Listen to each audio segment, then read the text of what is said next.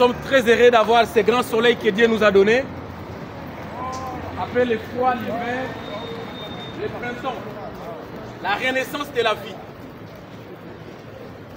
Je viens de parler avec un homme qui me dit, mais si Dieu existait, mais où est ce Dieu-là qui ne peut pas arrêter la guerre? Mais Dieu n'a rien fait la guerre. C'est vous et moi. C'est nous les êtres humains qui ont fait la guerre. Dieu n'a rien à voir avec la guerre. Mes frères, si cette terre, le métro que nous sommes en train de prendre ici, les gens qui ont fait ce travail ne sont pas en vie. Les maisons que nous sommes en train de dormir, ceux qui ont bâti tous ces grands bâtiments, ils sont déjà partis. Il y avait un homme riche qui était sur cette terre, qui a eu l'occasion de rencontrer le Seigneur Jésus-Christ. Cet homme-là voulait avoir le royaume des cieux.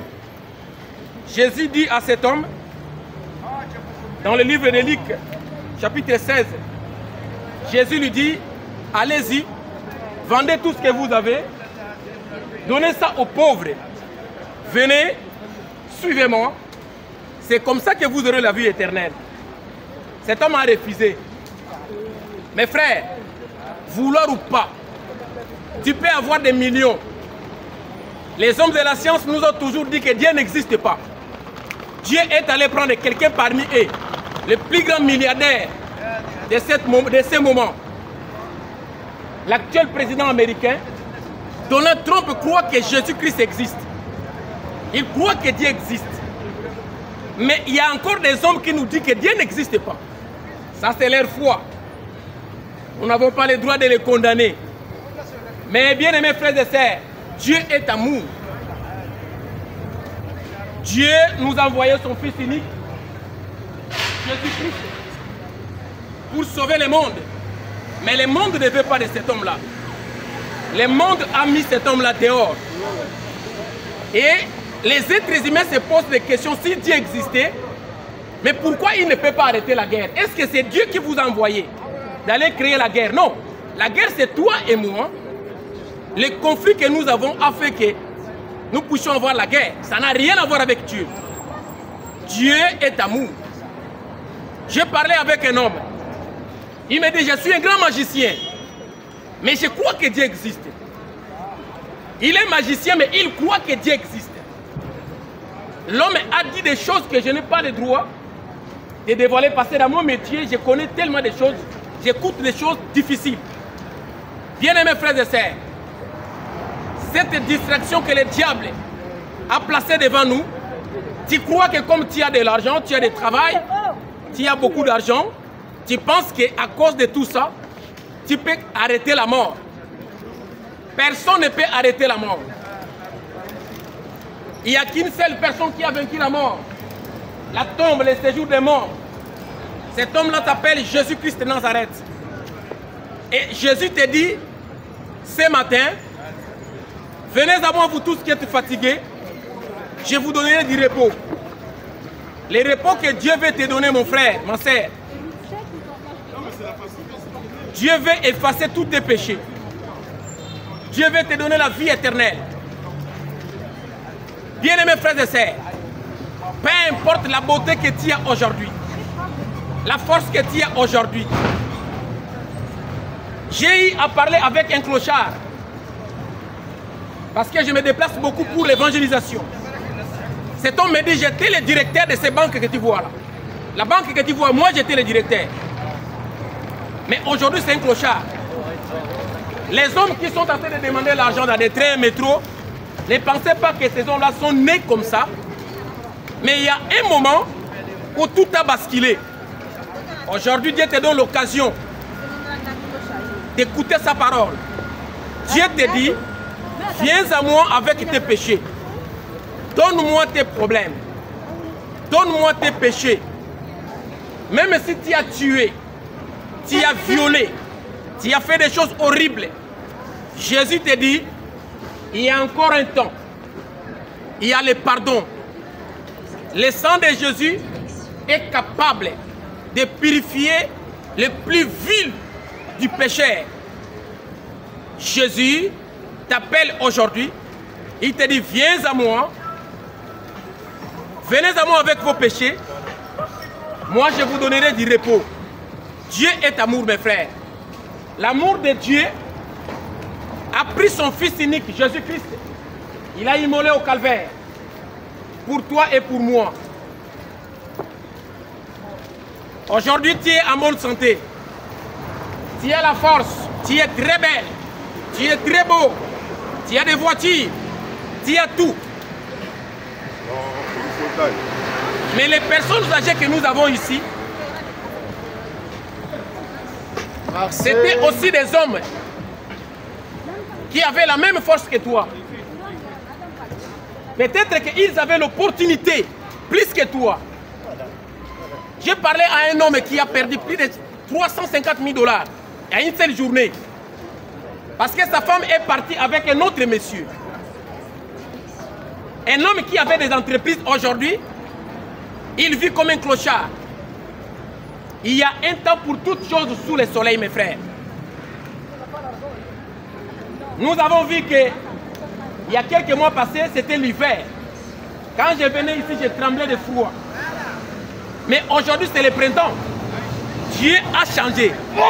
De la même façon que Dieu change de saison, tu étais jeune fille, tu avais 15 ans, 20 ans. Aujourd'hui, tu as 40 ans. Demain, tu auras 90 ans. Mais après cette vie, mes frères, il y a une autre vie qui nous attend. Cet homme-là me dit, je suis magicien, moi qui te parle. Mais je crois qu'il y a une vie après la mort. Un magicien, mes frères, un sorcier qui me dit, moi je suis magicien. Je fais ça, ça, ça, ça, ça. Et ma vie tout entière, voilà ce que je fais. Mais le titre que tu as mis là, la vie après la mort, moi je le crois. Et je sais que je vais être brûlé en enfer. Je lui dis, mon frère, tu n'as pas à te brûler. Jésus t'appelle. Dieu veut te donner son pardon. Jésus te dit, viens à moi. Merci madame. Merci, bonne journée. Jésus te dit, viens à moi avec tes péchés. Moi, je vais te donner le repos. Bien-aimés frères et sœurs, c'est comme des blagues. Les hommes ont tendance à nous dire que ceux qui vont à l'église, ce sont des pauvres. Ces gens-là sont des grands menteurs. Ce sont des pires menteurs que le monde n'a jamais connus. Donald Trump, c'était un millionnaire, un milliardaire. Comment Trump peut croire que Dieu existe? Toi, tu n'as que 100 000 € dans ta poche. Trump a des millions. Il croit que Dieu existe. Toi, tu as 1 million d'euros. Tu veux me faire peur que Dieu n'existe pas. Oh frère, Dieu existe. Donc croire ce que tu veux croire, mais moi je crois que Dieu existe. J'ai partagé avec un jeune garçon. Il est athée. Il me dit, je crois à la science. J'ai dit, bon, je vais croire aussi à la science. Je vais entrer dans ton jeu là. Je lui ai posé la question, d'où vient la science? Qui a créé la science? C'est que lui croyait. Il a fini par me dire, si je te laisse le temps de me parler, je vais croire que Dieu existe. J'ai dit, non, non, non, non, non, non. Je suis en train de croire à ce que toi tu crois, à la science. C'était l'hiver. Les arbres que nous avons ici, toutes les feuilles étaient parties. Mais d'où est partie la vie? Le printemps arrive, les arbres sont couverts de feuilles vertes. De la même façon que tu étais jeune garçon, tu avais 15 ans, 20 ans. Aujourd'hui, tu as 40 ans. Demain, tu auras 90 ans. Et après demain, tu seras mort. Mais après cette vie ici, il y a une autre vie qui t'attend. Mes frères, je suis allé dans un hôpital. Priez pour les malades. J'ai vu des cas. Toi, tu penses que tu es fort. Tu n'es pas fort, mes frères. Bien-aimé, ne pense pas que la drogue que tu es en train de prendre là, tu penses que tu es fort. Tu n'es pas fort. J'ai vu des hommes qui ont de l'argent. Il est en train de respirer sous l'oxygène. L'homme est en train de pleurer. Il demande au médecin, s'il te plaît, demain c'est mon anniversaire.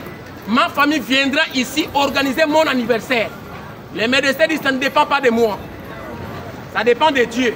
Alors que l'homme était athée, il me dit, maintenant je vais croire. Parce que même ma vie, le médecin me dit, ça ne dépend pas de lui. Bien-aimés frères et sœurs, la beauté que tu as, la force que tu as aujourd'hui, ne pense pas que tu es la plus belle femme du monde entier. Tu n'es pas le premier, pardon madame, excusez-moi, pardon. Tu n'es pas la première femme la plus belle, non frère. Tu n'es pas le plus beau homme du monde, non. La beauté que tu as aujourd'hui, C'est comme nos jeunes enfants. Aujourd'hui, il a 5 ans. Moi, j'ai une fillette de 8 ans. J'ai un garçon de 14 ans.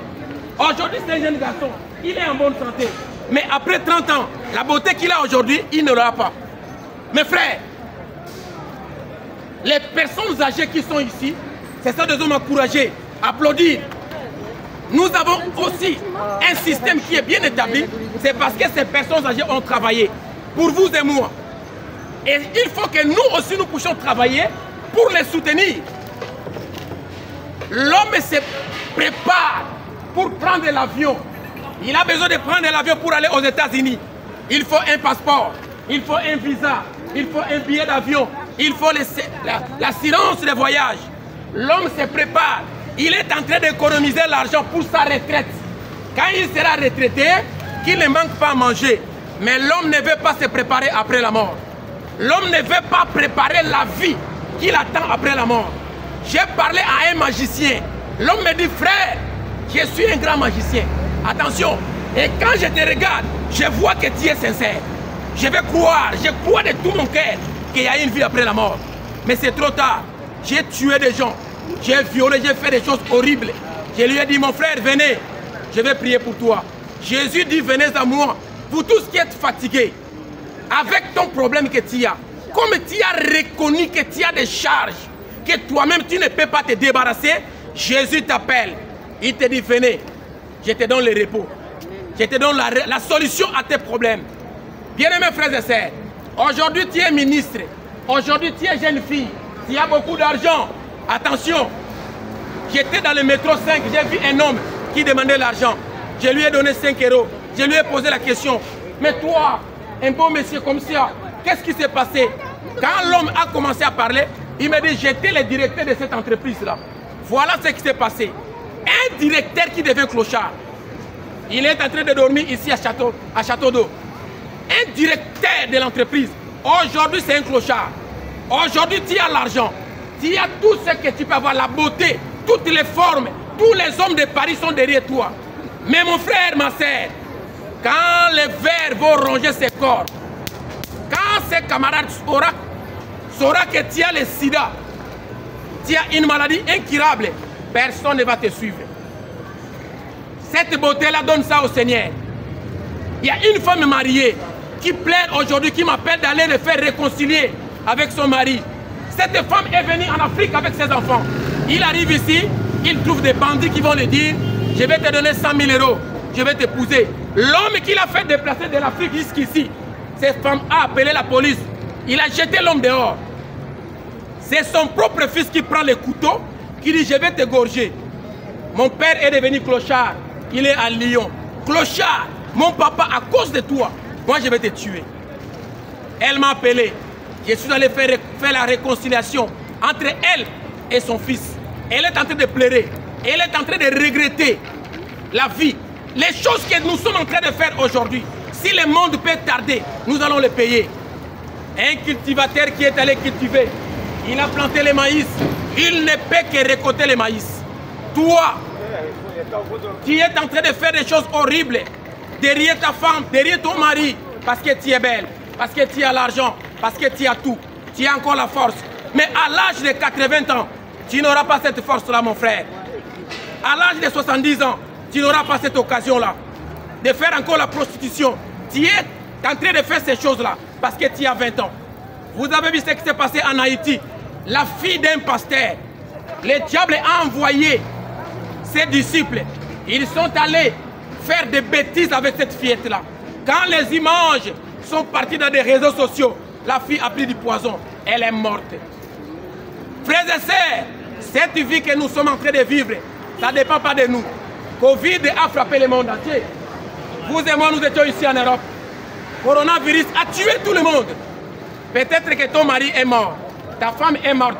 Peut-être que ta fille est morte. Peut-être que ton compagnon est mort. Mais la loi interdisait qui que ce soit d'aller voir les cadavres.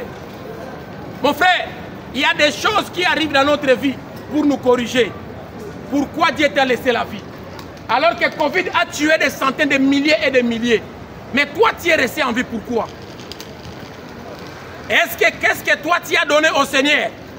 Est-ce que tu étais la plus belle femme? Tu étais le plus beau monsieur? Est-ce que c'était ton argent qui a dit à Covid, coronavirus ne venez pas me frapper, alors que coronavirus a tué des mondes, des centaines et des milliers. Ils sont morts, ils sont partis. Mais toi qui es resté en vie, tu es tenté de continuer dans la magie. Tu es tenté de continuer dans la prostitution. Un homme vient de passer ici, il me dit tu n'as pas le droit de faire ça. J'ai dit j'ai le droit. Toi tu n'as pas le droit de me dire de ne pas faire ça. J'ai le droit de parler du Seigneur. Jésus vient bientôt mon frère. Dieu vient bientôt. Le Seigneur viendra juger ce monde ici. Le temps de Sodome et Gomorrhe, personne ne croyait que Dieu pouvait balayer le monde avec le déluge. Mais Dieu a détruit le monde entier. Frère, cette fois-ci sera le fait. Dieu va venir détruire le monde à cause de nos péchés. Et nous avons l'audace de se poser des questions. Si Dieu existait, pourquoi il y a des guerres en Afrique? Mais c'est toi qui as créé la guerre. C'est moi. Dieu n'a rien à voir avec la guerre. C'est nous les êtres humains. La guerre, c'est nous qui ont créé. Ce n'est pas Dieu. Il ne faut pas jeter la culpabilité au nom du Seigneur. Dieu n'a rien fait pour avoir la guerre. Dieu n'a rien fait. Dieu a créé l'homme. L'homme a créé des esclaves. Dieu a créé les êtres humains. Les êtres humains ont fait des esclaves. Ça n'a rien à voir avec Dieu. Arrêtez de jeter la culpabilité sur Dieu. Dieu n'a rien fait. Acceptez la parole du Seigneur. Dieu te dit aujourd'hui, viens à moi vous tous qui êtes fatigués et chargés, je vous donnerai du repos. Ce n'est pas ton argent qui va faire l'obstacle. Ce n'est pas ton mari qui va faire l'obstacle, qui va te dire ne crois pas à ces gens-là, à ces bandits-là, à ces pauvres-là. Non, ce n'est pas tous ceux qui croient en Dieu qui sont des pauvres, non. L'Église catholique, nous avons des hommes, des grands politiciens qui font membre de l'Église catholique. Peut-être que toi tu n'as rien, tu n'as même pas l'argent. Tu n'as pas l'argent plus que Donald Trump. Trump, le plus grand milliardaire de l'époque, croit que Jésus-Christ est le Fils de Dieu. Qu'est-ce que tu peux donner à Trump? Qu'est-ce que toi tu peux donner à Donald Trump qui croit que Dieu existe? Toi tu vas me dire que je ne crois pas en Dieu. Et tu vas me dire que ceux qui croient en Dieu, ce sont des pauvres. Et alors Donald Trump, est-ce que lui il est pauvre? Il n'est pas pauvre. C'est un milliardaire, un multimilliardaire, en plus un président.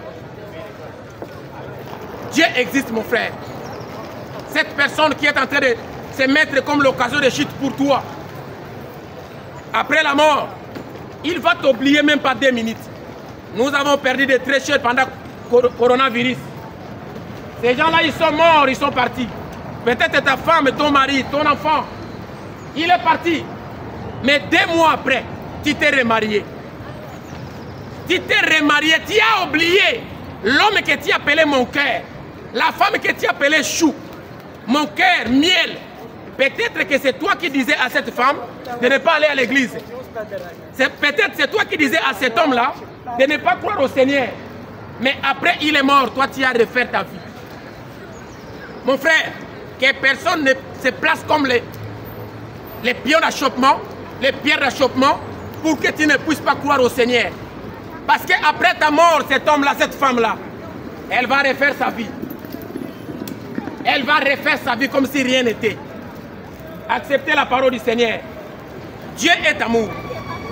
Cet amour a fait que Dieu a pris son Fils unique. Il l'a envoyé sur la terre. Pour toi et pour moi. Afin que quiconque croit à son Fils ne puisse pas périr, mais qu'il puisse avoir la vie éternelle. Acceptez la parole du Seigneur, mon frère, et tu ne regretteras pas. Que Dieu te bénisse.